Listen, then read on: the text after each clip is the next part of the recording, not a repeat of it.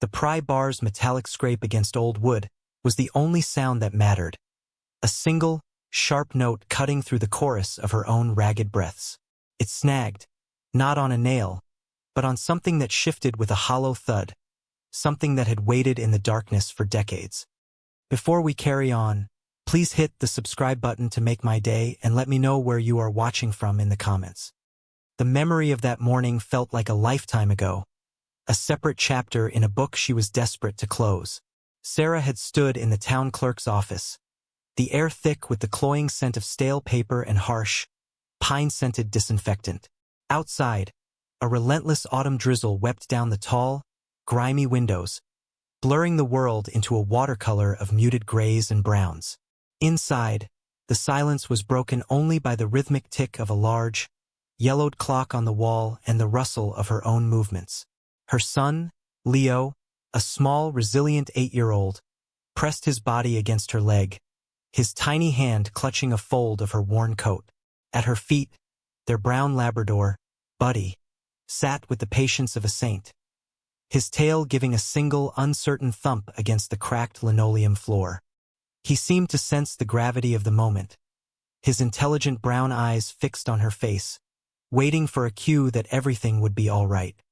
Across the polished wooden counter, a woman with a perpetually unimpressed expression and hair pulled into a severe bun counted out Sarah's offering.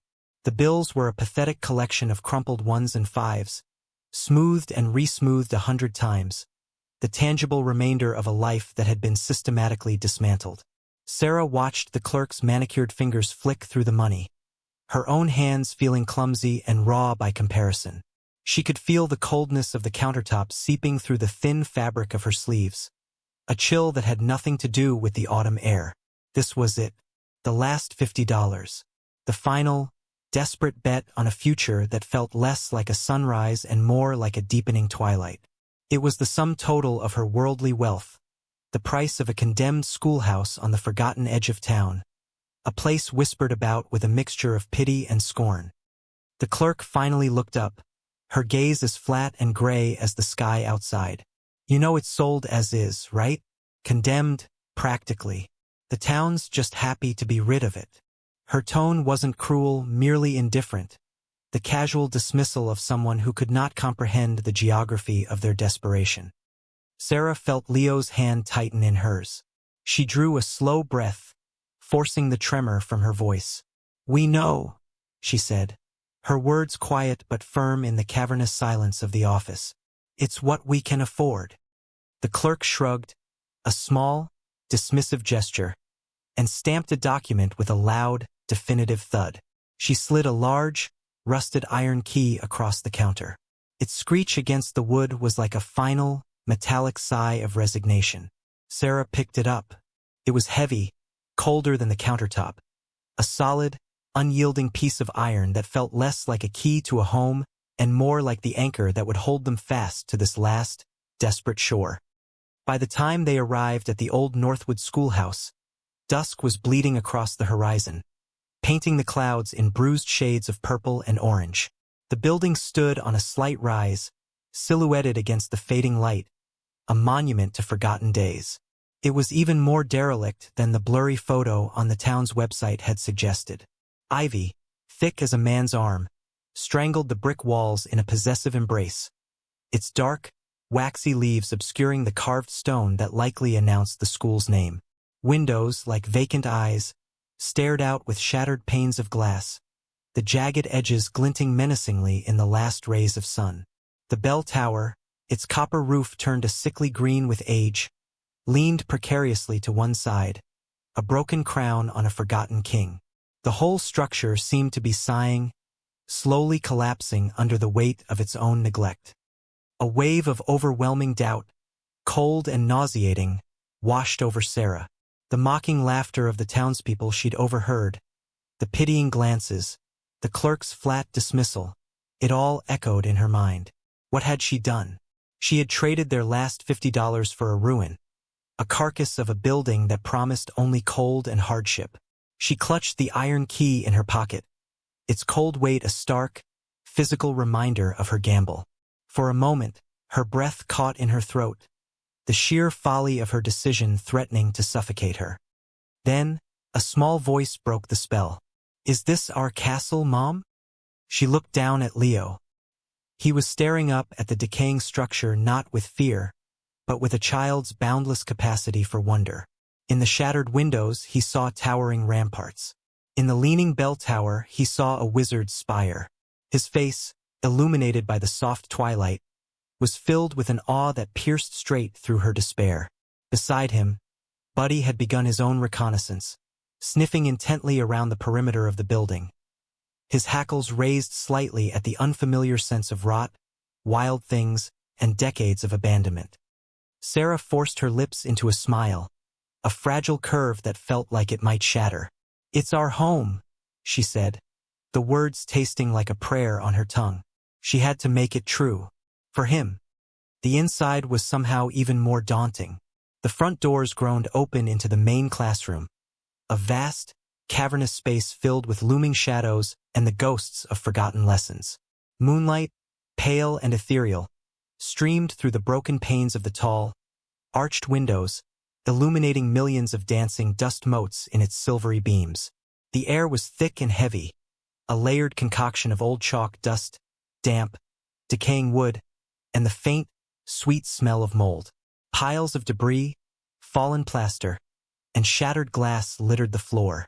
Desks lay overturned, their wooden legs pointing accusingly at the ceiling. At the far end of the room, a massive blackboard covered an entire wall, its surface a ghostly gray canvas of faded equations and half-erased words.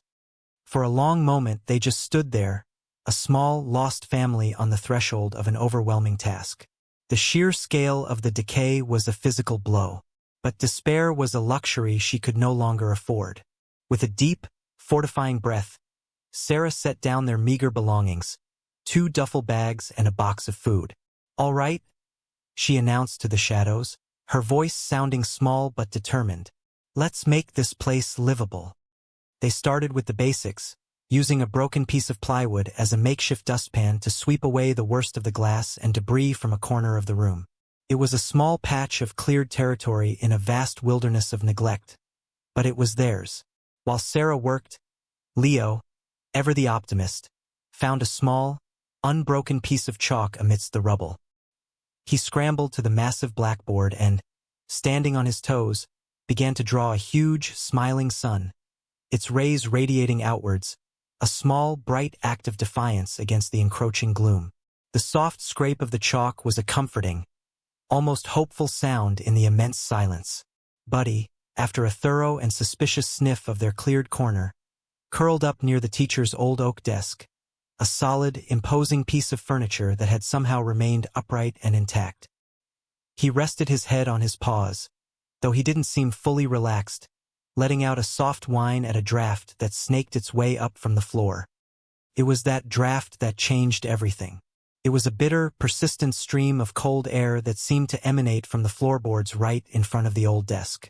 Sarah knew they couldn't sleep on the floor with that cold seeping into their bones. Determined to make their first night even remotely habitable, she retrieved the tire iron from their ancient, sputtering car. It was heavy and solid in her hand, a tool for repair, a tool for change. She knelt on the dusty floor, the rough wood biting into her knees, and wedged the tip of the iron into the gap between 2 of the wide oak planks. The wood was old and resisted her efforts. She put her weight into it, her muscles straining, her breath coming in ragged gasps. The pry bar's metallic scrape against the old wood was the only sound, a sharp, grating noise that echoed in the vast, empty room. It felt like she was performing surgery on the heart of the house itself. The board groaned, the old nails squealing in protest. Then the iron snagged. It wasn't the sharp catch of a nail, but something softer, something that shifted with a hollow, muffled thud. It was the sound of something that had been disturbed after a long, long sleep in the darkness. A jolt of adrenaline, sharp and electric, shot through her. It was a mixture of fear and a sudden, inexplicable curiosity. She worked her fingers into the gap she had created, the splintered wood digging into her skin. With a final, desperate heave, she pulled. A long section of the floorboard came up with a loud crack, releasing a puff of ancient, undisturbed dust that smelled of earth and time. Beneath it, nestled in the dark, cobweb-filled space of the subfloor, lay a package. It was a leather satchel, meticulously and lovingly wrapped in a thick layer of oilcloth. The seams of the protective wrapping were stitched closed with thick, waxed thread, a testament to the care someone had taken to preserve whatever was inside. It was not large, perhaps the size of a thick book, but when Sarah reached down and tentatively touched it, she was surprised by its density. It was unexpectedly heavy. Leo, hearing the crack of the wood and sensing the sudden shift in his mother's demeanor, abandoned his chalk sun and padded over, his eyes wide. Buddy rose to his feet, a low, inquisitive rumble in his chest, and moved to stand beside Sarah, nudging her hand with his wet nose. The air in the room grew still and heavy, charged with a sudden, palpable tension. The moonlight fell directly on the strange package, making the oilcloth gleam with a soft, mysterious luster. The entire world seemed to shrink, focusing on that one spot on the floor, on the dark, heavy object that lay waiting. Sarah's hands trembled as she rested them on the satchel, the weight of the unknown, of a secret hidden for decades, pressing down on her with an almost physical force. The lantern on the floor beside her cast a pool of warm, flickering light, a tiny island of gold in the vast, shadowy ocean of the classroom. It threw their elongated shadows against the dusty blackboard, making them look like giants. For a long, breathless moment, Sarah simply stared at the package, her mind a whirlwind of possibilities, each more unlikely than the last. Was it a time capsule left by a long-forgotten class? A stash of old tools? Or just a collection of forgotten, worthless junk? The weight of it suggested something more substantial. She drew a shaky breath, the cold air stinging her lungs, and pulled the satchel fully from its dusty tomb, setting it carefully within the circle of light. Leo crept closer, his earlier drawing forgotten. His small face was a mask of pure, unadulterated curiosity. "What is it, Mom?" he whispered, his voice barely disturbing the profound silence. "I don't know, sweetie," she whispered back, her voice tight. She reached out and carefully cut the thick, wax thread with the small utility knife from her pocket. The stitches were tight, sewn with a precision that spoke of a deep desire for permanence. As the final thread gave way, she began to unwrap the stiff, crinkling oilcloth. The scent that rose from it was ancient and strange, a complex perfume of preserving oils, old leather, and something else, something faintly metallic and clean. Buddy, who had been watching with intense focus, rested his heavy head on her knee, a warm, solid, reassuring weight that helped to steady her trembling hands. He let out a soft sigh, as if to say, "It's all right, I'm here." The last layer of oilcloth fell away, revealing a leather satchel. It was beautiful. The leather was a deep, rich brown, supple and smooth to the touch, without a single crack or blemish despite its age. The stitching along its edges was perfect, and a simple brass clasp held it shut. It was the kind of object that radiated quality, an artifact from a time when things were made to last forever. Sarah's fingers fumbled with the clasp, her heart hammering against her ribs like a trapped bird. It finally sprang open with a soft, satisfying click. She lifted the heavy leather flap. Inside, nestled on a bed of what looked like faded velvet, were several items, each appearing to be in pristine condition. The first was a stack of letters, no more than a dozen, tied together with a simple, faded blue ribbon. The handwriting on the top envelope was elegant and looping, a style of calligraphy that was itself a work of art. Beside the letters lay a small, dark velvet pouch, drawn shut with a silken cord. Sarah picked it up, her calloused fingers a stark contrast to the soft, plush fabric. She loosened the cord and tipped the contents into her palm. A single ornate silver key fell out, its head shaped like a miniature, detailed bell. It was intricate and beautiful, clearly a key to something special, not a simple door. The final item took up most of the space within the satchel. It was a thick, folded document, made of heavy, cream-colored paper that felt more like fabric than pulp. It was folded into quarters and sealed with a disc of dark red wax, the size of a silver dollar. Pressed into the center of the wax was an intricate seal, an emblem bearing the image of a balanced scale held aloft by two lions. Beneath it, in tiny, perfect letters, were the words, Albright and Hayes, attorneys at law. A law firm, prestigious one by the look of it. A cold knot of apprehension and excitement tightened in Sarah's stomach. This was no time capsule. This was something else entirely. This was official. Her hands were shaking so badly now that she could barely hold the document steady. Leo watched her, his eyes reflecting the flickering lantern light, his earlier excitement replaced by a solemn quiet as he sensed the monumental importance of the object in his mother's hands. She took a deep, shuddering breath and, with the tip of her knife, carefully broke the wax seal. Cracked with a sound like ice breaking on a frozen pond. She unfolded the document.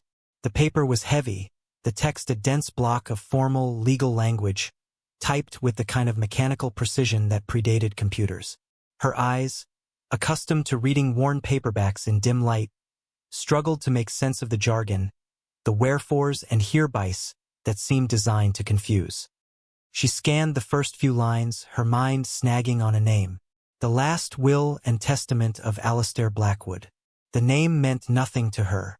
She read on, her finger tracing the dense lines of text, her lips moving silently. The legal phrases were a thick fog, but slowly, certain words and phrases began to emerge, like landmarks in a mist. She learned that Alistair Blackwood had been the original benefactor of the Northwood Schoolhouse, a wealthy philanthropist who had funded its construction in the 1950s. The document described him as a recluse, a man who had vanished from public life sometime in the 1980s, his whereabouts becoming a subject of local legend. Then she found the core of it, the paragraph that made the air leave her lungs in a sudden, sharp gasp. The will was unconventional, a bizarre and specific set of instructions. It stated that Alistair Blackwood, having no faith in the character of his living relatives, had decided on a different kind of heir. The will bequeathed his entire remaining estate to whomever purchased the Northwood Schoolhouse property from the town, provided they met two specific conditions. The first was that they must be in a state of true and demonstrable need. The second was that they must intend to make the schoolhouse a home, a place of respite and new beginnings, not a commercial property to be flipped for profit. The document went on to explicitly disinherit his only living relative, a nephew, citing the man's voracious greed and profound lack of character as the primary reason. Sarah's eyes scanned down the page, searching for the number, the one detail that would give this fantastical document a sense of reality. She found it at the bottom of the page, a valuation of the estate at the time the will was drafted. Her mind refused to process it at first. The words seemed to float off the page, nonsensical and absurd. She read them again, and then a third time, her voice a choked whisper in the silent room. $5 million. The words hung in the air, feeling foreign and ridiculous in her mouth. A sound escaped her throat, a strangled bark that was half a laugh and half a sob. It grew louder, bubbling up from a place of deep, exhausted disbelief, until she was laughing hysterically, the sound echoing off the high ceilings of the cavernous room. Tears streamed down her face, a chaotic, cleansing flood of hope and fear and utter, mind-bending shock. She wasn't just holding a will, she was holding a miracle. A $50, $5 million miracle. Leo, startled by her outburst, tugged on her sleeve. "Mom? What is it? Are we rich now?" he asked, his voice small and uncertain. His innocent question shattered her hysteria. She pulled him into a fierce hug, burying her face in his hair, the scent of him, of her son, grounding her back to reality. "I think so, baby," she cried, the words muffled against his small shoulder. "I think we might be." Buddy, sensing the sudden, explosive release of emotion, began to bark, a series of sharp, excited yaps that joined the strange chorus of her laughter and tears. He danced around them, his tail wagging furiously, his whole body wriggling with a joy he didn't understand but felt with every fiber of his being.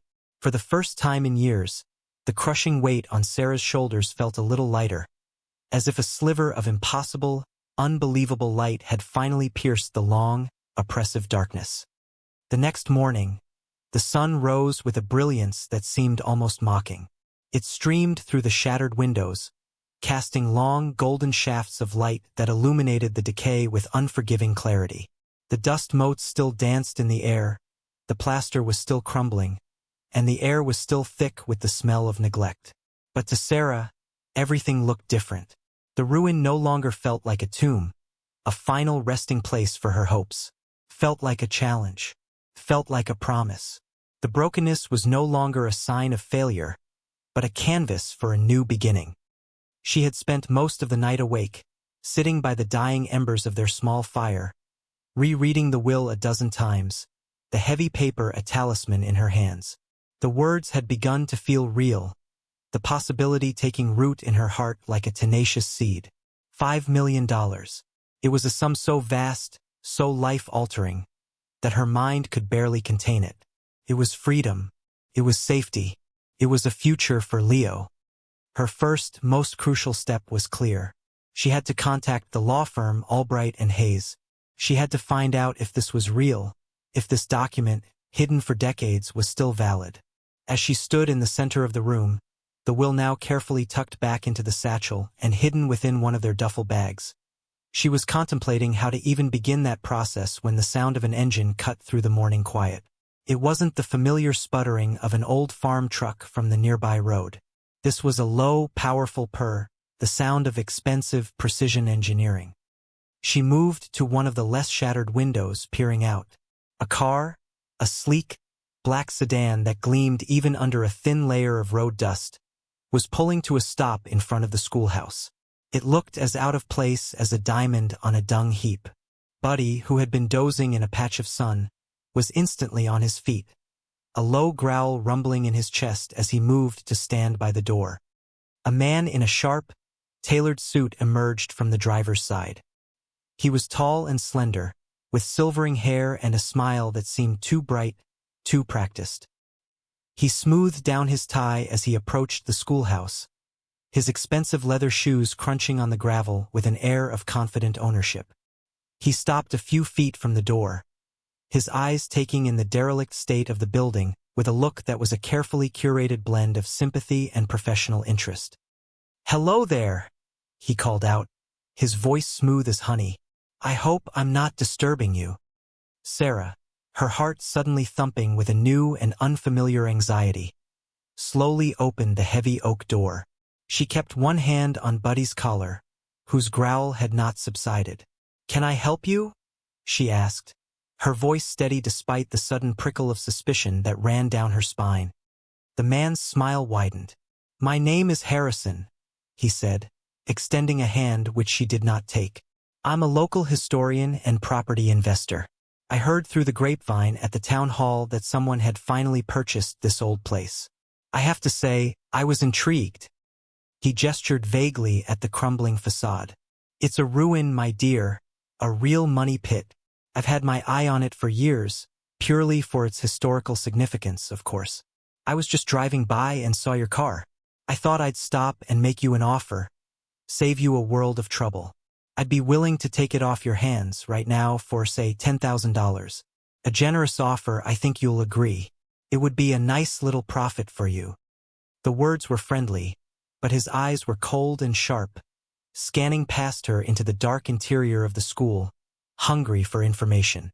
$10,000. The offer, which yesterday would have seemed like a king's ransom, now sounded like an insult. It was too much, too fast. No one offered that kind of money for a condemned building out of simple historical interest. He knew something, or he suspected something. Sarah's grip tightened on Buddy's collar. She clutched the strap of the duffel bag at her feet, the weight of the will inside a secret source of strength. She looked him directly in the eye, her voice quiet but unyielding. "We're not interested in selling," she said. "We're home." For a fraction of a second, Harrison's friendly mask slipped. The practiced smile tightened, and a flash of cold, reptilian annoyance flickered in his eyes before being quickly extinguished. He had expected a grateful, desperate woman, not this quiet, immovable resolve. He chuckled, a dry, humorless sound. "Suit yourself," he said, his tone now holding a definite edge. "But my offer stands. When you realize what a nightmare you've bought, you'll know who to call." He gave a curt nod, turned on his heel, and walked back to his gleaming car. As the sedan pulled away, spitting gravel from its tires, Sarah stood in the doorway, watching it disappear down the long, dusty road. The morning sun no longer felt warm and promising. Felt like a spotlight. The encounter had left her feeling watched, exposed, and deeply, profoundly uneasy. She knew, with a certainty that chilled her to the bone, that he was lying. The secret of the schoolhouse, she suddenly realized, might not be a secret after all. The silence Harrison left behind was heavier and more menacing than the morning quiet had been. His threat, veiled as it was in a syrupy offer, hung in the air like poison. The warmth of the sun now felt like a spotlight, and the sprawling grounds of the schoolhouse no longer seemed like a kingdom of possibility, but an exposed, vulnerable stage. Sarah knew, with a chilling certainty that settled deep in her bones, that she could not wait. The will in her bag was a ticking clock, and Harrison's visit was the first chime. The journey to the city was a jarring transition from one world to another. The bus groaned and rattled, its engine a constant, weary rumble that vibrated through the worn vinyl seats. Sarah had managed to get Buddy on board by wrapping him in an old blanket and passing him off as a bundle of laundry, a lie that sat uneasily in her stomach. She had claimed him as a support animal, a phrase she'd heard once, and the tired-looking driver had simply grunted and waved her on, too exhausted to argue. Now, the dog lay pressed against her legs, a warm, living secret whose occasional shift or muffled whine sent a fresh spike of anxiety through her. Beside her, Leo was plastered to the grimy window, his breath fogging the glass as the landscape transformed. The familiar scenery of rolling hills, decaying barns, and wide-open fields gradually gave way to the hard, clean lines of the suburbs, then the dense, towering geometry of the city itself. For Leo, it was a grand adventure. The buildings were giants of glass and steel, the streets a river of cars, the sidewalks a teeming mass of people moving with a purpose and speed that was utterly alien. For Sarah, it was an exercise in controlled panic. Every person who boarded the bus, every passenger whose gaze lingered on her for a fraction of a second too long, felt like an agent of Harrison or worse. She clutched the duffel bag on her lap so tightly her knuckles were white, the weight of the satchel inside a constant, terrifying reminder of what was at stake. She felt like a thief, a con artist, a fraud who had stumbled into a story that was far too big for her. The city, with its polished surfaces and confident stride, seemed designed to magnify her own inadequacies. As they disembarked at the central terminal, the roar of the metropolis hit her like a physical blow. She saw her reflection in the mirrored glass of a sleek, modern skyscraper, and for a moment, she almost lost her nerve. The woman staring back at her was a ghost, gaunt and tired, dressed in clothes that were clean but hopelessly worn. Her hair was scraped back in a simple ponytail, and her face was etched with lines of worry that had no place in this bright, gleaming world. She was an imposter, and any second someone was going to see it, to point a finger and call her out. She felt a tug on her coat and looked down. Leo was pointing up at the top of the skyscraper, his mouth a perfect O of astonishment. "Mom, look, it's touching the clouds," he exclaimed, his voice filled with a pure, uncomplicated wonder that cut straight through her fear. At the same moment, Buddy, sensing her distress, poked his head out from the blanket, his soft brown eyes finding hers. He nudged her hand with his cold, wet nose, a silent, steadfast message of support. That simple dual anchor, the awe of her son and the loyalty of her dog, was enough. She took a deep, shuddering breath that tasted of exhaust fumes and possibility, squared her shoulders, and clutched Leo's hand. "Come on," she said, her voice stronger than she felt. "We have a castle to save."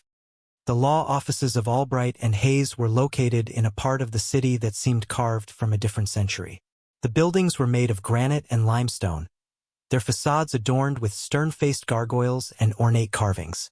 The air here was quieter, the traffic more subdued, the people dressed in expensive suits and sensible heels.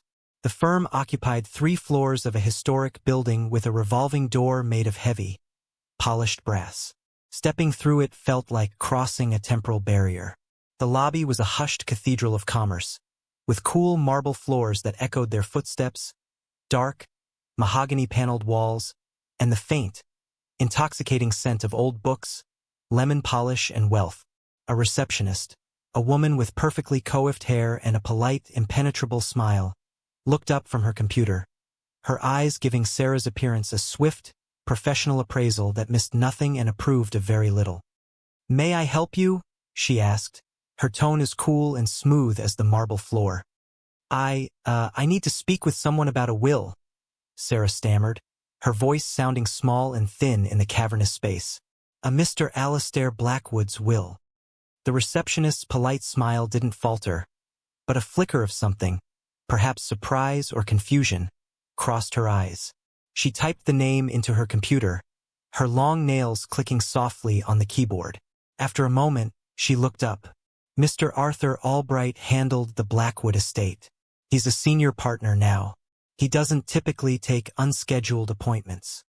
"Please," Sarah said, leaning forward, her voice dropping to a near whisper. "It's important. I have the document with me." Perhaps it was the raw desperation in her voice, or perhaps it was the mention of the name Blackwood, a name that obviously still held some resonance in this place. The receptionist paused, her fingers hovering over the keyboard. She picked up her phone, murmured a few words into the receiver, and then, to Sarah's profound surprise, nodded. "Mr. Albright will see you. 4th floor." Arthur Albright was a man who seemed to have been hewn from the same solid, expensive materials as his office. He was in his late 60s, with a full head of silver hair, a face that was a roadmap of shrewd intelligence, and eyes that were a pale, piercing blue. His office was a fortress of tradition, lined from floor to ceiling with leather-bound legal books. A massive mahogany desk, clear of everything but a single telephone and a neat stack of files, stood between them like a barricade. He rose politely as she was shown in, his expression one of guarded neutrality as he took in the tired woman, the wide-eyed child, and the nose of a Labrador peeking out of a blanketed bundle. "Mrs.?" he began, his voice a low, gravelly baritone. "It's Sarah," she said, her hand tightening on Leo's shoulder. "Just Sarah." "Please have a seat," he said, gesturing to 2 stiff leather chairs. He remained standing, a subtle power play that was not lost on her. "My assistant said you had a query regarding the estate of Alistair Blackwood. That's a file that hasn't been opened in a very long time." With trembling hands, Sarah retrieved the satchel, unwrapped the will, and laid the heavy, cream-colored paper on the polished surface of his desk. "I found this," she said simply. Albright let out a small, almost imperceptible sigh, the sound of a man who had seen too many treasure maps and fantastical claims in his long career. He picked up the document with a kind of weary indulgence. But as his eyes fell upon the paper, the entire atmosphere in the room shifted. He ran his thumb over the remnant of the wax seal. He held the paper up to the light from the large window, his eyes narrowing as he examined the watermark. His skepticism, so palpable only moments before, began to visibly dissolve, replaced by a dawning astonishment that slowly morphed into a look of intense, laser-like focus. He looked from the document to Sarah, then back to the document, his pale blue eyes suddenly seeing her not as a curiosity, but as a key player in a drama he thought had concluded 30 years ago. "My God!" he breathed, sinking slowly into his own high-backed leather chair. He looked at her, truly looked at her, for the first time. "Where did you get this?" "I bought the old Northwood Schoolhouse," she explained, her voice gaining a little strength. "It was hidden under the floorboards." Albright leaned back, a slow, disbelieving smile touching his lips. "Of course it was," he murmured more to himself than to her. "Of course. Alistair was a man of principle and a connoisseur of chaos. I was a junior associate when he drafted this. He was a brilliant, deeply eccentric man who despised his nephew with a passion I have seldom seen since. This is exactly the kind of magnificent, chaotic thing he would do. He leaned forward again, his expression turning serious, the brief moment of nostalgic amusement gone. This document appears to be entirely legitimate, Sarah. The paper, the seal, the signature, it's all correct. But I must warn you, validating it after all this time will be a monumental task. And Alistair's nephew, Julian Croft, will fight it with every tool at his disposal. And his tools are considerable. He is not a man you cross lightly. He has been waiting, not so patiently, for his inheritance for 30 years. The name sent a chill down Sarah's spine. Croft felt like the name of a predator. A man came to the school this morning, she said, her voice low. A Mr. Harrison. He offered me $10,000 for the property. Albright's eyes hardened. Harrison is one of Croft's men, a bottom feeder. So they already know, or they suspect. That means we have very little time. He stood up, no longer a skeptical old lawyer but a general preparing for battle. Sarah, this is your home now. You must not leave it. And you must not, under any circumstances, let them in. The fragile bubble of hope that had sustained them on the bus ride back from the city was a palpable, living thing. For a few days, the schoolhouse was transformed. It was no longer a place of desperation, but a place of possibility. Armed with Albright's cautious optimism and a small advance he had given her for supplies, Sarah and Leo began the work of truly making it a home. They bought thick sheets of plywood to cover the shattered windows, plunging the classroom into a dim, protected twilight, but keeping the biting autumn wind at bay. They scrubbed the decades of grime from the blackboards until they were a deep, satisfying black again, and Leo immediately set about covering them with a sprawling mural of a castle, a forest, and a family of 3 stick figures standing proudly in front of it, a smiling dog at their side. They were small acts of reclamation, of imposing their own life and hope onto the canvas of decay. The air began to smell less of mold and more of lemon-scented cleaner and the faint, pleasant aroma of the wood smoke from their small, pot-bellied stove. It was in the middle of one of these peaceful afternoons that the world intruded once more. It began as a low rumble, a sound far more aggressive than the gentle purr of Harrison's sedan. It grew rapidly into the roar of a powerful engine, and a moment later, a massive, black luxury SUV barreled down the dirt road, showing a flagrant disregard for the ruts and potholes. It skidded to a halt just yards from the front door, its tires spitting gravel against the old brick. The driver's door opened, and a man emerged. He was impeccably dressed in a dark, expensive suit that seemed utterly incongruous with the rustic setting. He radiated an aura of wealth, power, and a deep, chilling menace. He was flanked by 2 other men, both large and built like brick walls, their faces impassive and their dark suits bulging slightly at the shoulders. Trailing behind them, looking nervous and insignificant, was Mr. Harrison. Sarah's heart leaped into her throat. She didn't need to be told who this was. This was Julian Croft. He didn't bother with pleasantries or introductions. He dismissed Sarah, who was standing frozen in the doorway, with a single contemptuous glance, his eyes sweeping over her worn jeans and paint-splattered shirt with visible disdain. He began to inspect the property as if he already owned it, running a hand over the brickwork, peering into the newly boarded windows, his expression a mixture of disgust and proprietary interest. Buddy, who had been napping near the stove, was on his feet in an instant. He moved to stand directly in front of Sarah and Leo, planting his body between them and the intruders. A low, deep growl started in his chest, a rumbling, guttural sound that was not born of fear, but of pure, protective warning. It was the sound of a guardian defending his territory and his family. Croft finally deigned to look at her. His lips curled into a sneer. I don't know what little fantasy you've cooked up, you and that senile old ambulance chaser Albright, he said, his voice dripping with arrogance. But let me be perfectly clear. This is my property. My uncle was an eccentric old fool, and his ramblings are meaningless. I'll give you 24 hours to pack up your garbage and vacate before I have you and your brat removed for trespassing." He reached into his jacket, pulled out a checkbook and a gold pen, and scribbled something with a flourish. He tore the check out and held it out to her. "Here," he spat, $20,000. For your trouble. Take it and disappear. It's more than you deserve." Sarah's entire body was trembling, a storm of fear and fury raging inside her. She looked at Croft's cold, merciless eyes, then at the check he was holding out like a weapon. She thought of Albright's warning, of the hope she had dared to feel, of the smiling sun Leo had drawn on the blackboard. She looked down at the solid, unmoving form of her dog, and then behind her at her son, who was peering out from behind her legs, his face pale with fear. A strange, fierce calm settled over her. She lifted her chin, her voice coming out quiet, but as solid and unyielding as the old schoolhouse walls. "This is my home, Mr. Croft," she said. "We're not leaving."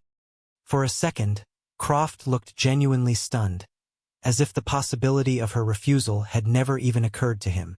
His face, which had been a mask of smug confidence, contorted with rage. With a snarl, he tore the check in half, the two pieces fluttering to the dusty ground between them like dead leaves.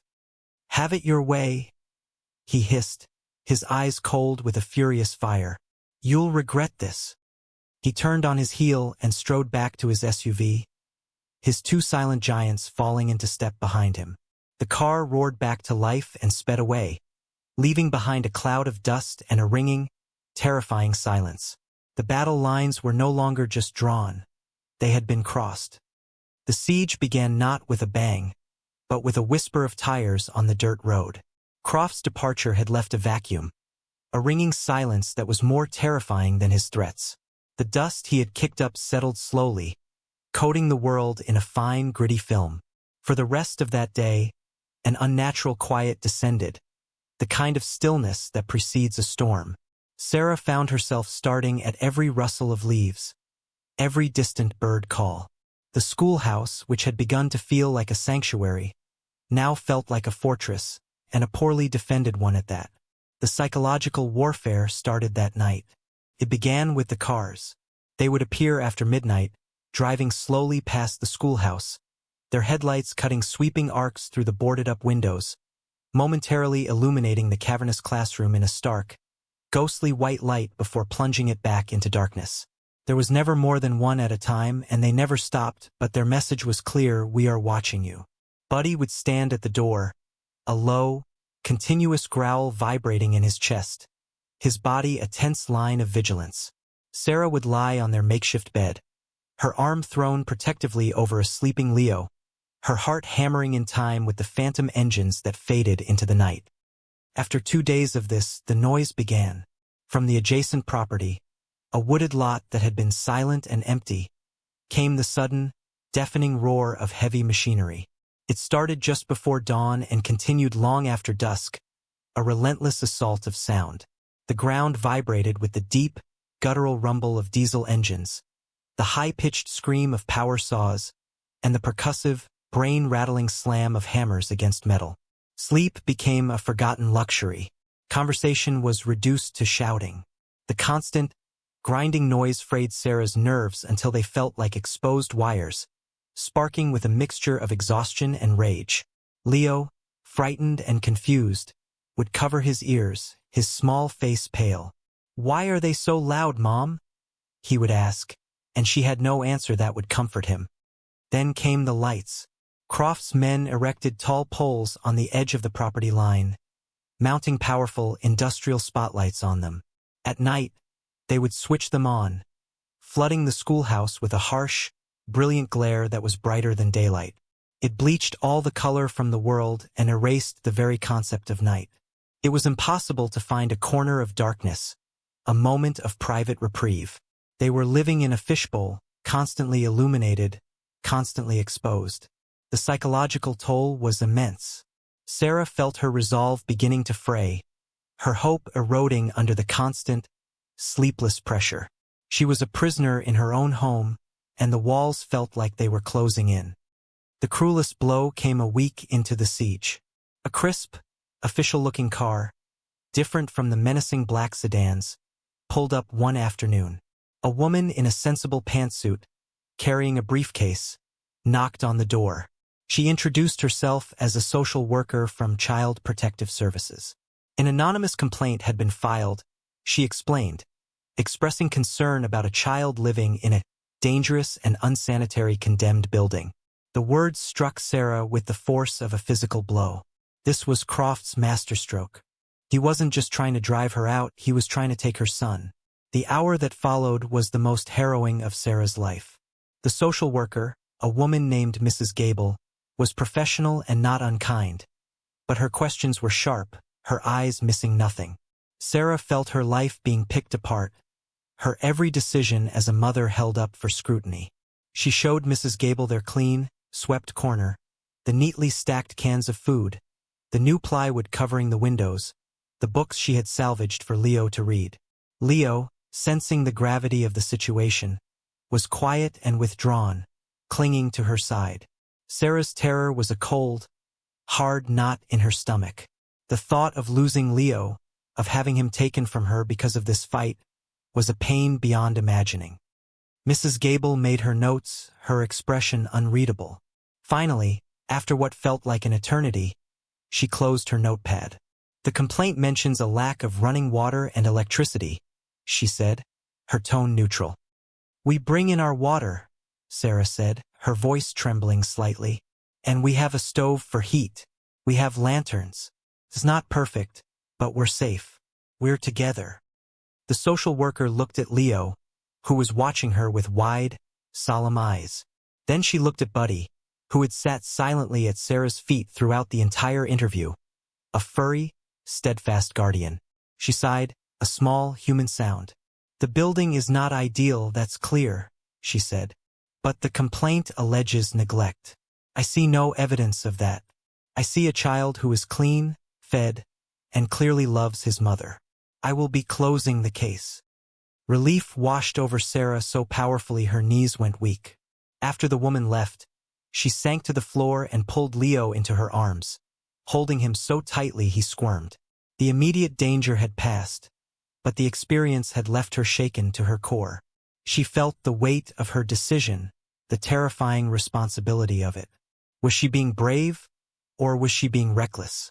Was she putting her son in danger for a dream that might never come true? That night, as the construction noise finally ceased and the spotlights blazed, she watched Leo sleeping by the soft glow of a single lantern. He had a book open on his chest, his face peaceful in the artificial daylight. He was a picture of pure, childhood resilience, a small, sturdy flower growing in the rubble. In that moment, her doubt hardened once more into determination. She was not just fighting for a fortune. She was fighting for him, for the future he deserved, a future free from the fear and uncertainty that had shadowed their lives for so long. Feeling the walls of Croft's siege closing in, Sarah knew she could no longer afford to be passive. She had to fight back, but her only weapon was the history of the schoolhouse itself. If Croft was using the present to torment her, she would have to look to the past for salvation.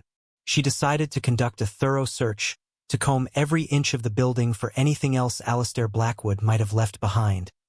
Another clue, another message, another piece of his eccentric puzzle. Her search led her to a small, dusty room off the main classroom, a place they had largely ignored. A faded, hand-painted sign above the door read, "Library." The room was a tomb of forgotten knowledge. The air was thick with the sweet, cloying smell of decaying paper and mildew. Bookshelves, warped and sagging, lined the walls, their contents a pulpy, water-damaged mess. Most of the books were ruined beyond recognition, their pages fused into solid, moldy blocks. Felt like a hopeless task. With Leo helping and Buddy sniffing curiously at the piles of ruined literature, she began the painstaking process of cleaning, of sorting through the debris, hoping for a miracle. For 2 days, they worked, clearing away the literary corpses, sweeping up the dust of forgotten stories. Most of what they found was useless. But in one corner, on a high shelf that had been partially protected from the worst of the roof leaks, she found a small, preserved section of school history. There were old ledgers, student records, and a stack of yearbooks from the 1960s and 1970s. They were a fascinating glimpse into another time. Sarah sat on the floor, carefully turning the stiff, yellowed pages, Leo looking over her shoulder at the black and white photos of smiling students with strange haircuts and clothes. It was in a yearbook from 1972 that she found him. There, on a page dedicated to the school's annual science fair, was a photograph of a group of students gathered around a model volcano. Standing with them, a proud smile on his face, was a man with kind eyes and a tweed jacket. The caption identified him as school benefactor Alistair Blackwood. He looked nothing like the senile, eccentric recluse Crofts lawyers were trying to portray. He looked vibrant, intelligent, and deeply engaged with the children surrounding him. He looked happy. Sarah felt a strange sense of connection, a flicker of recognition across the decades. She was about to turn the page when she noticed the photo was slightly loose. Her heart quickened. She carefully worked her fingernail under its edge and eased it from the page. On the back, written in the same elegant, looping handwriting as the letters in the satchel, was a short inscription. It was not addressed to anyone in particular, but it felt like it was written directly to her. True wealth is not what we own, but what we build in others. My greatest work is not in stone, but in the foundation of a child's spirit. The bell may not ring, but its heart still holds the time. The words resonated so deeply with Sarah they almost brought her to tears. What we build in others. It was the echo of her own fierce, maternal drive to build a life for Leo. It was a validation, a message from Alistair himself that she was on the right path. She read the last line again, her brow furrowing in concentration. The bell may not ring, but its heart still holds the time. It was a riddle. It was a clue. Her eyes drifted upwards, towards the ceiling, towards the leaning, broken crown of the schoolhouse. The bell tower, a new sense of purpose, sharp and clear, cut through the fog of her exhaustion and fear. Alistair Blackwood was guiding her. He had left her a map, and the next landmark was waiting high above them, in the heart of the silent bell. The payphone in the nearby town's general store felt like an artifact from another era, a heavy, black receiver that smelled faintly of stale cigarette smoke. It was the only way Sarah could communicate with Arthur Albright without fear of her call being monitored. She fed a precious handful of quarters into the slot, her fingers clumsy with cold and nerves, and dialed the number from the slip of paper she kept tucked in her shoe. When Albright's gravelly voice came on the line, she recounted the events of the past week, her voice low and urgent, the story of the harassment, the social worker, and finally, the discovery in the library. She read him the inscription from the back of the photograph. On the other end of the line, Albright was silent for a long moment. When he finally spoke, his voice was grim. The man has no soul. I'm not surprised by his tactics, but the complaint to Child Services is a new low, even for him. He paused. But this note you found, this is very, very good, Sarah. This is Alistair to a T. Philosophical, sentimental, and clever. It's a riddle, isn't it?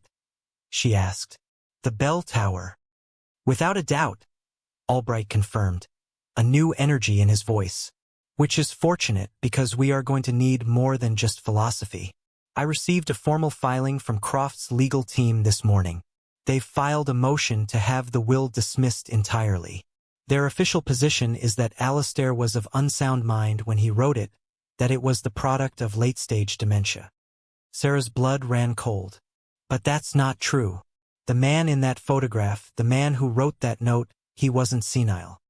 I know that, and you know that, Albright said, his voice tight with frustration. But Croft is building a narrative.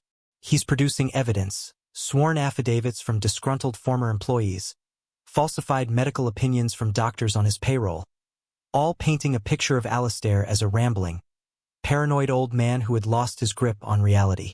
In a courtroom, a story, even a false one, can be powerful. Right now, all we have is a 30-year-old will. We need something more. We need something personal, something irrefutable that proves Alistair's intent and his mental clarity at the exact time he wrote that will. He took a breath, and Sarah could almost picture him in his mahogany fortress, pacing behind his desk. Julian is painting a picture of a senile old man, he continued, his voice hardening.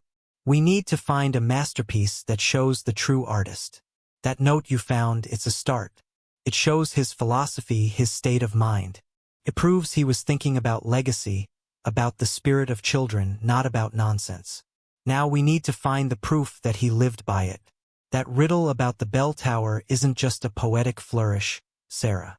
I'd bet my entire career it's the key to finding that proof. Whatever is in that bell tower, it's our masterpiece. The line crackled, and for a moment, Sarah felt the vast distance between her, standing in a dusty corner store, and the world of law and power Albright inhabited. But his words had forged a bridge. The siege was no longer just a defense. It was now a treasure hunt. The climb was a conversation with fear. The bell tower was not just a structure of wood and brick. It was a monument to decay, a vertical graveyard of rotting timbers and rusted nails. It leaned against the sky at an angle that defied physics, a testament to Alistair Blackwood's faith in foundations and a constant, terrifying reminder of how easily things could fall.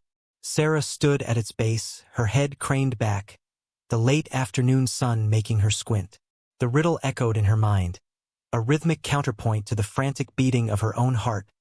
The bell may not ring, but its heart still holds the time. It was up there. The answer, the masterpiece Albright needed, was waiting in that broken crown. She had spent the better part of an hour devising a safety system that was pathetic in its simplicity but was the best she could manage. She found a long, thick rope in the school's old gymnasium, and after testing its strength against her own weight, she had secured one end to the solid, immovable base of the pot-bellied stove in the classroom. It was a flimsy anchor against the terrifying height of the tower, but it was something. It was a thread connecting her to the ground, to her son. Leo stood a safe distance away, his small face a mask of worry, his hand clutching Buddy's thick fur so tightly his knuckles were white. You don't have to go up there, Mom, he said, his voice small and tight. It looks wobbly. Sarah knelt and looked him in the eye, forcing a smile that felt brittle. I know, sweetie, but I think Mr. Blackwood left us something important up there. A secret to help us. I'll be so careful. And you have to be my brave lookout, okay? You and Buddy have to stay right here and watch the rope for me. He nodded, unconvinced but obedient. Buddy whined, a low, anxious sound, his intelligent eyes fixed on the tower as if he, too, understood the danger. Sarah tied the other end of the rope around her waist, the knot bulky and unfamiliar. She took a deep breath, the crisp autumn air doing little to calm the frantic fluttering in her chest, and placed her foot on the first rung of the internal ladder. The wood groaned under her weight, a long, mournful sound that seemed to travel up her entire body. The rungs were slick with a fine, damp moss, and some were so soft with rot that they sagged ominously under her boots. She moved slowly, deliberately, testing each handhold and foothold before trusting it with her full weight. The air grew colder as she ascended, the smell of damp earth giving way to the scent of pigeons and old, dry wood. Light filtered in through the slats of the belfry, casting striped shadows that danced and shifted with her movement, creating a disorienting, vertiginous effect. Halfway up, she made the mistake of looking down. The ground seemed to rush away from her, the figures of her son and her dog shrinking to the size of toys. A wave of intense, paralyzing vertigo washed over her. Her hands, slick with sweat, slipped on a rung. Her heart seized. For a terrifying second, she dangled, her feet scrabbling for purchase, the rough rope biting into her waist. The thought of falling, of leaving Leo alone, was a physical agony. She squeezed her eyes shut, her breath coming in ragged, panicked gasps. Then, another image flooded her mind, sharp and galvanizing. The memory of Julian Croft's sneering, contemptuous face. The memory of him tearing that check in half. his eyes cold with the certainty of his power. Anger, hot and pure, surged through her, burning away the fear. She was not a victim. She was a mother fighting for her child's future. She found her footing, her grip tightening on the ladder with renewed strength. She would not fall. She would not let him win. Pushing onward, upward, she climbed out of the shadows and into the belfry. The space was cramped, a cage of thick, weathered beams open to the sky, and in its center, hanging in a profound and heavy silence, was the bell. It was immense, a giant of cast bronze, its surface covered in a patina of green and brown. It was beautiful and sad, a silent giant whose voice had been stolen by time and neglect. Sarah untied the rope from her waist, her hands shaking from adrenaline, and took a moment to catch her breath, the wind whistling through the slats, cold and sharp against her flushed skin. His heart still holds the time. Her eyes went immediately to the clapper, the heavy pendulum of bronze hanging inside the bell's mouth. The heart. It seemed ordinary, a solid, functional piece of metal, fused to its housing with rust. She pushed against it, but it was immovable. Frustration began to prick at her. Had she risked her life for nothing? Was the riddle just a poetic sentiment? She ran her hand over the cool, curved surface of the bell itself, feeling the raised letters of the foundry's name, the date of its casting 1951. It was a solid, seamless thing, offering no secrets. Below, Buddy suddenly began to bark. It wasn't his usual, excited yapping. It was a sharp, insistent, focused sound. Sarah peered down through the slats. He was standing at the base of the tower, his head cocked, barking not at her, but at the structure itself, at one specific spot near the foundation. He would bark, then fall silent, listening, then bark again. He had found something. Trusting his instincts more than her own, Sarah's gaze followed the line of his attention up the interior of the tower.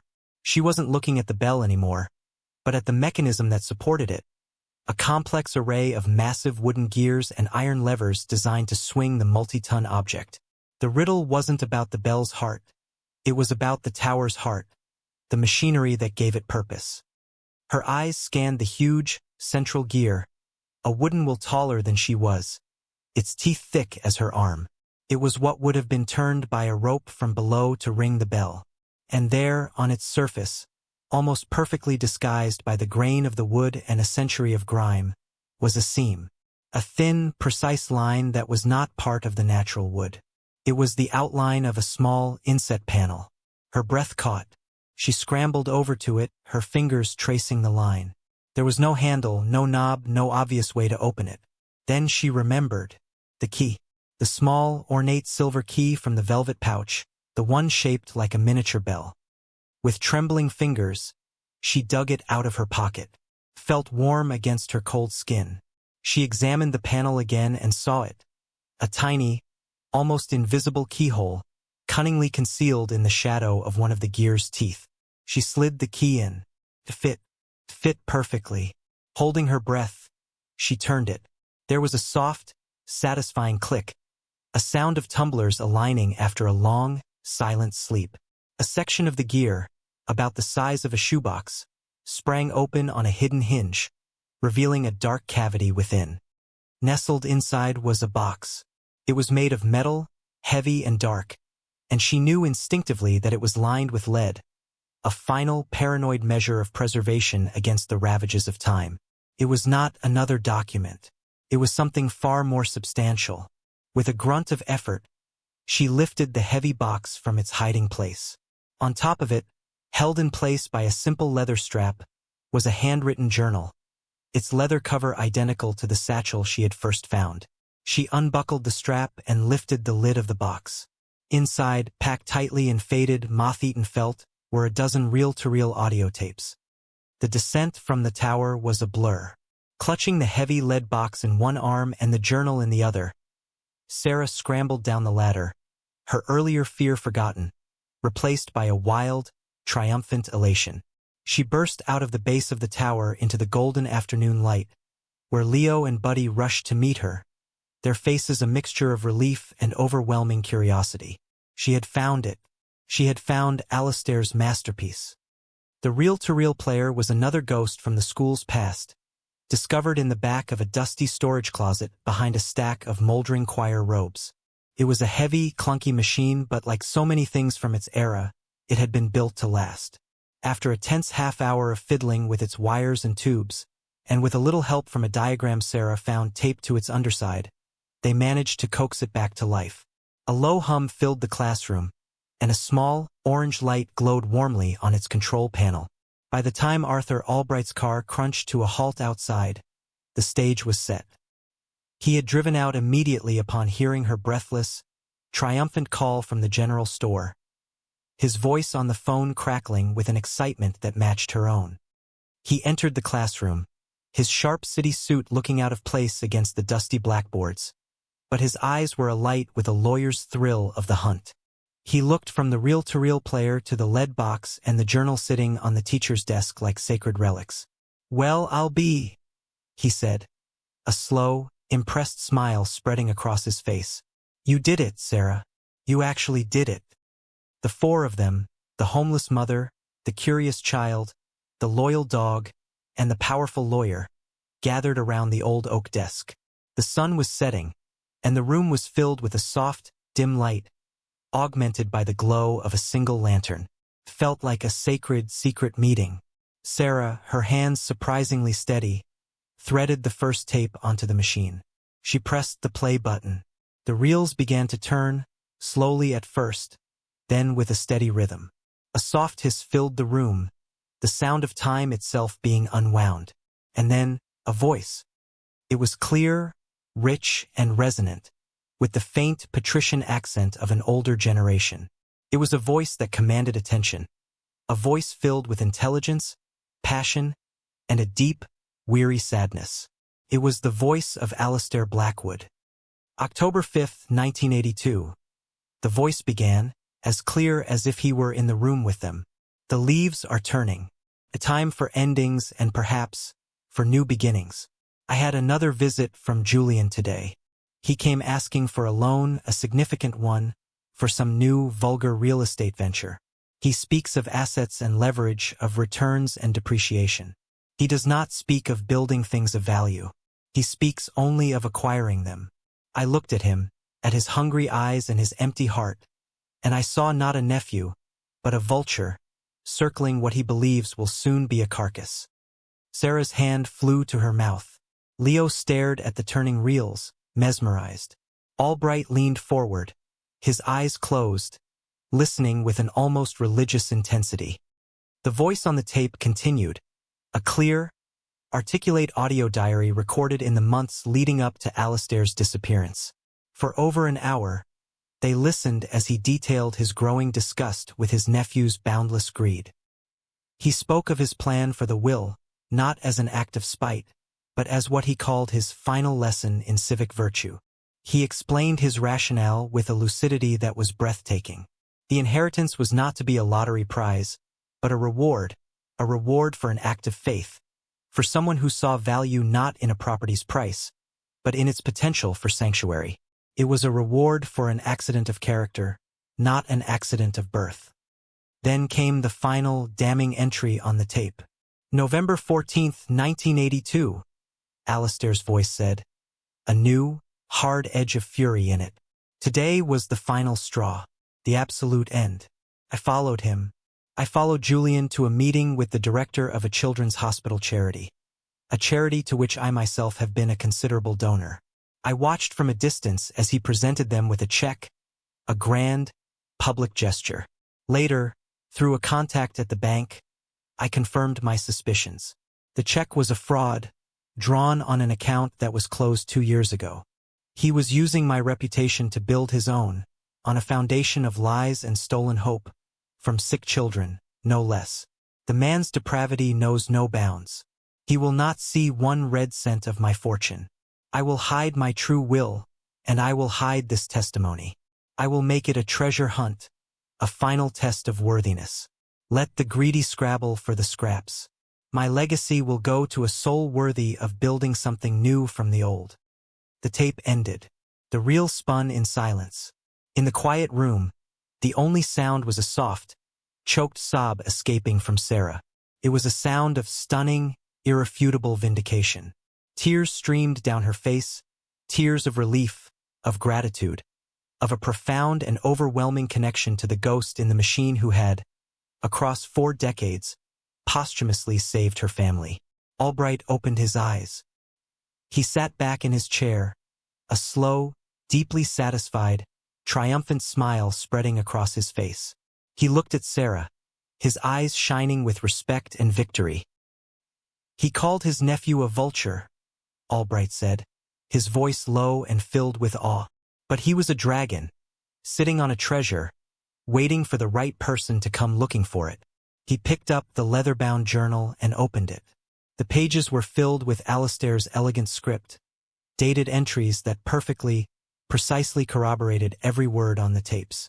"Julian Croft is painting a picture of a senile old man," the lawyer said, his voice hardening into steel. "We, my dear Sarah, now have the masterpiece that shows the true artist, and it is more than enough to burn his canvas to the ground." The courtroom was a world bleached of color and texture. Unlike the schoolhouse, with its rich tapestry of decay and life, its smells of damp earth and old wood, this room was sterile, silent, and imposing. The air, scrubbed clean and chilled, smelled of nothing at all. The walls were a flat, institutional beige, the wood of the judge's bench and the lawyer's tables polished to a high, impersonal sheen.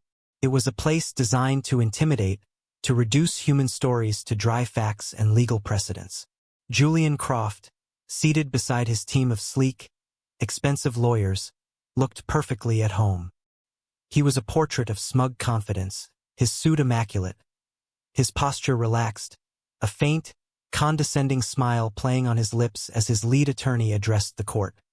The lawyer, a man with silver hair and a voice as smooth and cold as river stones, was painting his masterpiece of lies. He spoke of Alistair Blackwood's tragic descent into dementia in the early 1980s, of his paranoia, his nonsensical ramblings. He produced sworn affidavits from disgruntled former groundskeepers and a paid-for medical opinion from a doctor who had never met Alistair, all weaving a narrative of a man whose mind was a ruin, incapable of sound judgment. He then turned his attention to Sarah, his voice dripping with practiced pity. He portrayed her as an opportunistic grifter, a transient who had stumbled upon a madman's fantasy and was now attempting to defraud a grieving family of its rightful inheritance. Sarah sat beside Arthur Albright, her hands clasped so tightly in her lap that her knuckles were white. She felt the weight of 100 disbelieving eyes on her. In her simple, clean dress, the best she could afford, she felt as out of place as a wildflower in a sterile laboratory. But beneath the fear, there was a hard, solid core of resolve. She had the truth on her side, tucked away in a lead-lined box. At the pivotal moment, when Croft's lawyer rested his case with a flourish of self-satisfaction, Arthur Albright rose. He did not move with the slick haste of the younger lawyers, but with a slow, deliberate gravity that drew the entire room to attention. "Your Honor," he began, his deep voice filling the silence. "Mr. Croft's attorneys have painted a compelling picture of a man lost to delusion, a fantasy as they call it. But we have more than just a story. We have a voice from the past, a voice that is clear, articulate, and of unquestionably sound mind." He placed the old reel-to-reel player on the table. A murmur went through the courtroom. Croft's confident smile faltered, replaced by a flicker of confusion. The judge, a stern-faced woman with intelligent eyes, looked down from her bench with an expression of deep skepticism. "Mr. Albright, this is highly unorthodox." "The circumstances of this will are highly unorthodox, Your Honor," Albright countered smoothly. "I believe this audio diary, recorded by Alistair Blackwood himself in the months leading up to the will's creation, will prove beyond any doubt his mental state and the precise, rational intent behind his final wishes." The judge hesitated, then gave a curt nod. "Proceed." A court officer helped Albright connect the machine. The low hum filled the room, and with the press of a button, the reels began to turn. The soft hiss of the tape was the only sound. And then, Alistair Blackwood's voice, rich and clear, filled the sterile air. He spoke of his nephew's greed, his plan for the will, his philosophy of rewarding character over bloodline. The courtroom was utterly silent, captivated. Croft's face had gone from confused to pale, his smug confidence evaporating like mist. His lawyers shifted uncomfortably. Then came the final, damning entry.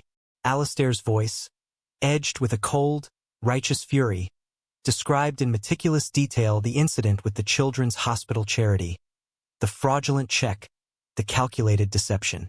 He named the charity, the date, and the amount. It was not the rambling of a madman. It was the precise, damning testimony of a witness. As the tape spun into silence, Albright placed the leather-bound journal on the table. "And here, Your Honor," he said, his voice ringing with triumph, "is Alistair's handwritten journal, in which the entry for November 14th, 1982, corroborates every single word." The silence in the courtroom was absolute, a held breath.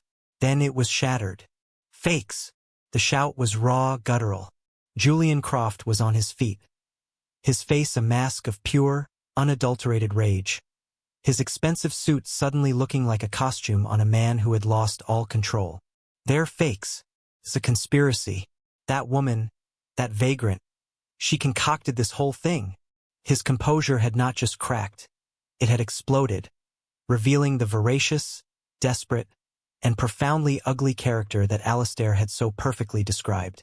The judge's gavel came down with a sharp, definitive crack. Croft's own outburst had sealed his fate, providing a more powerful testimony to his character than anything else. The mask was gone, and everyone in the room could finally see the monster that had been hiding behind it.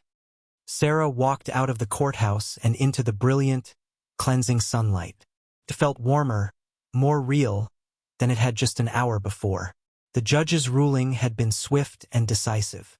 The will was validated in its entirety. Furthermore, based on the irrefutable evidence of the audio diary and the journal, a formal investigation into Julian Croft for fraud was to be launched immediately. Sarah held Leo's hand, his small fingers wrapped tightly around hers. The weight that had been pressing down on her for years, a physical burden of poverty and fear, had finally, miraculously, lifted. She felt so light she could have floated up into the vast, blue sky.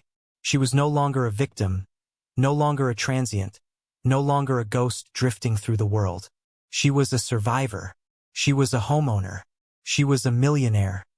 Albright met them on the courthouse steps, his usually stern face broken by a wide, genuine smile.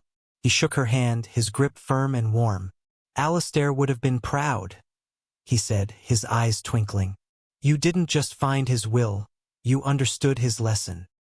She looked at her son, who was squinting up at her, a huge, gap-toothed grin on his face. She looked at Buddy, who was sitting faithfully at her side, his tail thumping a steady, happy rhythm against the concrete. A profound sense of peace, so deep and complete it was almost overwhelming, settled over her. They were safe. The word itself was a miracle. For the first time in Leo's life, and for the first time in what felt like an eternity for her, they were truly unconditionally safe. 1 year later, the Northwood Schoolhouse was unrecognizable. The transformation was so complete it was breathtaking. The ivy that had once strangled the walls had been trimmed and trained into a beautiful, living accent, its green leaves a vibrant contrast to the newly repointed red brick. The shattered windows had been replaced with custom-milled panes that gleamed in the sun, filling the old building with light and warmth. The leaning bell tower now stood perfectly straight, its copper roof, once a sickly green, polished to a brilliant, fiery gleam. It was no longer a ruin, a monument to neglect. It was a home. Inside, the main classroom had been converted into a stunning, open-plan living space. The ceilings soared, and the tall, arched windows flooded the room with natural light. Comfortable sofas and chairs were arranged around a large, welcoming fireplace, and a modern kitchen stood where the teacher's desk had once been. But some things remained. The massive blackboards still covered one entire wall, a deliberate, loving homage to the building's past. They were no longer gray with the ghosts of old lessons, but were now a riot of color, covered in Leo's sprawling, imaginative chalk drawings of dragons, spaceships, and smiling suns. Sarah stood at one of the large windows, a mug of coffee warming her hands, and looked out at the grounds. Leo, now a confident and carefree 9-year-old, was playing fetch with Buddy, his laughter carrying on the crisp autumn air. Near the edge of the manicured lawn, construction was underway on a new wing. Sarah was overseeing the project herself, using a portion of the $5 million to bring Alistair Blackwood's true legacy to life. It was to be the Blackwood Foundation for Second Chances, a community arts and learning center, a place for tutoring, workshops, and creation, a sanctuary for anyone who needed a place to start again. A deep, quiet sense of belonging washed over her, a feeling she had never known before. She hadn't just inherited a fortune, she had inherited a purpose. The schoolhouse had been more than just a shelter from the storm. It had been the foundation upon which she had built an entirely new life, a life of safety, hope, and meaning. Her gaze drifted up to the bell tower, to the great silent bell hanging in its belfry.